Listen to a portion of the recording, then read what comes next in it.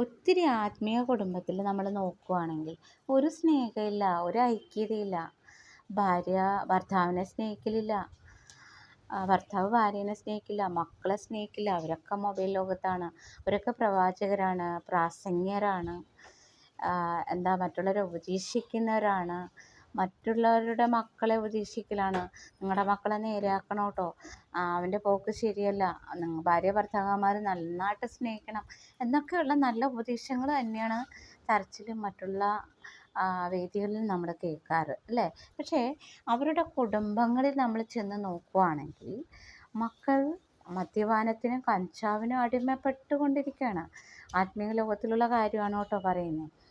പക്ഷേ പാസ്റ്റേഴ്സായിരിക്കാം, പ്രവാചകരായിരിക്കും, പക്ഷേ അന്യോന്യം അവർ തമ്മിൽ ഒരു ഐക്യതയില്ലാന്നേ, സ്നേഹമില്ലാന്നേ. രണ്ട് ബെഡുകളിൽ അവർ കിടക്കണേ, രണ്ട് റൂമുകളിൽ അവർ കിടക്കണേ. എന്താ സ്ഥിതി അല്ലേ. മക്കളെ ഒന്ന് കെട്ടിപ്പിടുത്തമില്ല, ഭാര്യേനെ കെട്ടിപ്പിടുത്തമില്ല അല്ലേ.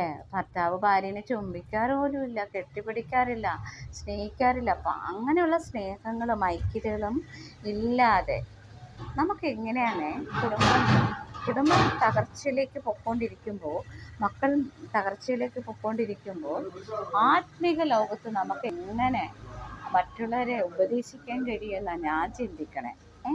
നമുക്കതിനൊക്കെയുള്ള യോഗ്യതയുണ്ടോ? യോഗ്യതയുണ്ടോ? നമ്മൾ ചിന്തിക്കണം കേട്ടോ. നമ്മൾ അതായത് ചർച്ചിൻ്റെ വേദിയിൽ നിന്ന്